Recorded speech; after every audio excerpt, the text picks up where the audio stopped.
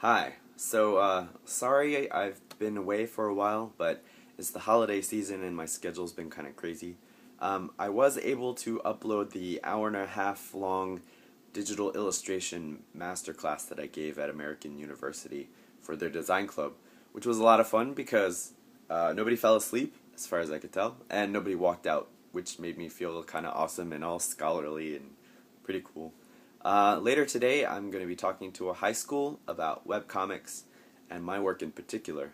I don't think I'll be able to record the session, but I'm going to do a screen cap of the PowerPoint presentation that I've prepared and upload that later to prove, once and for all, that anybody, and I mean absolutely anybody, can do webcomics. Because when you see some of my early shit, oh boy. Really bad. But today I wanted to talk to you about an article that A.J. Oatsval sent over, and I hope I'm pronouncing that correctly, but I'll link it up in the show notes. And apparently, Asian American students, or part Asian American students, or Asian students, are not checking off that they are Asian when they're applying to colleges. And the article starts off with a woman who tells her daughter, who's half Asian and half Norwegian, not to check off that she's Asian when she's applying to Harvard, because admissions officials expect more from Asian students. They expect higher SAT scores, stronger academics, all this stuff. Because apparently there is a growing percentage of Asian students at universities.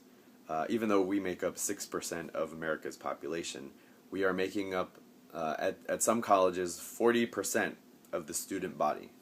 And colleges are some colleges are looking at this and saying, well, we don't want this to happen, so we're going to treat these guys a little bit differently and expect more from them.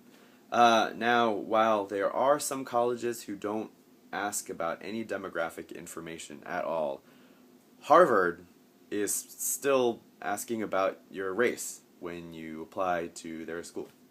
So first of all, fuck you, Harvard. It's the new millennium, and I really can't think of a good reason for collecting this kind of information.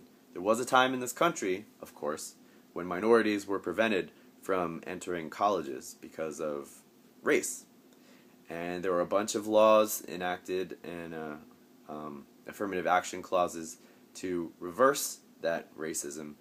But honestly, affirmative action is almost as racist as exclusion. You know, you're still making a determination based on ethnicity instead of merit, and I think, you know, it's the new millennium, and you don't need to know about that when you're applying to a college.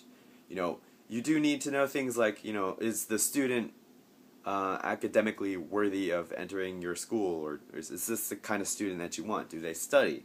Are their grades good enough? Do they have enough extracurricular activities? Can they afford the motherfucker? Tuition is really high. Do you need to set them up with some financial aid? Are they going to live off campus, on campus? Do they need a special visa? I mean, these are the kind of considerations that I could see an admissions official needing to think about when you're admitting a new student. Race should not figure into that. The only reason that you would collect this kind of information is if you're doing some kind of academic study on, like, the changes of demographics of college-bound students from, you know, 1960s to present day, or something like that. You know, maybe you could come up with an academic study for why you would want to collect the demographics of students. And I guess that's a legitimate pursuit, because, you know, some people like to see how the face of the nation is changing in terms of ethnicity. But putting that shit in an admissions form doesn't make any sense to me. And I don't know, maybe somebody out there can come up with a justification for that. But you're still making determinations based on race. And the best way to get rid of racism, and the best way to get rid of decision-making based on race, is to stop making decisions based on race. And this kind of institutionalized racism, even though it's affirmative action in some respects, this points to a larger conversation that I don't think I'll have time to get into today. But, you know, the more and more people say that we are no longer racist, or that racism is not a problem in this country, the more and more things like this occur, the more institutionalized racism can kind of slip in under the radar without people knowing. I mean, you'd think like a enlightened institution like Harvard wouldn't care about this kind of stuff, wouldn't have this on the books. And the fact that it still is indicates to me, at least, that racism is still a problem in this country. It's not as overt as probably like in the past, when you could just throw invectives at each other and nobody gave a shit because that's just the way you talk to people who are beneath you. But the fact that this is still occurring clearly indicates that we have a long way to go. We have things that we need to work out as a country. And I think by ignoring racism, or by accepting, or by saying that, we are not a racist country, we are enlightened, everybody gets along, everybody's equal, I think by saying those kind of things and ignoring it makes the problem a little bit worse. Because Asian students, or any student, should not feel the fact that they feel compelled to not click off what their ethnicity is, the fact that they feel pressure to call themselves white or whatever the other half of their ethnicity is. That's a shame.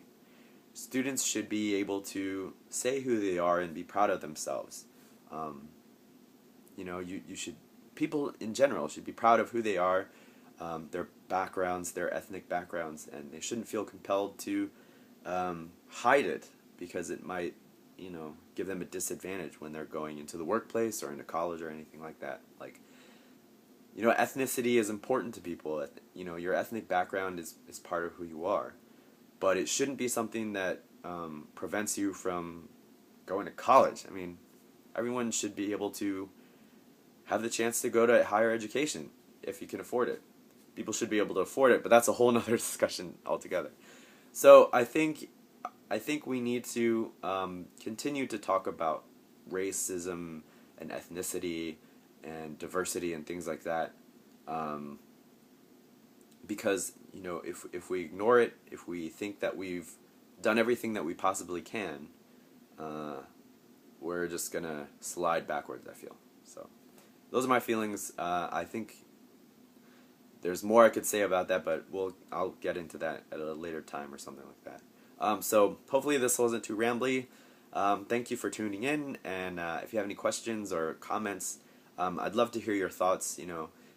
Send a video response, or comment on the blog, or Tumblr, or Twitter, or email, or whatever. I'd love to hear from you. So thanks for watching, and I'll check you later.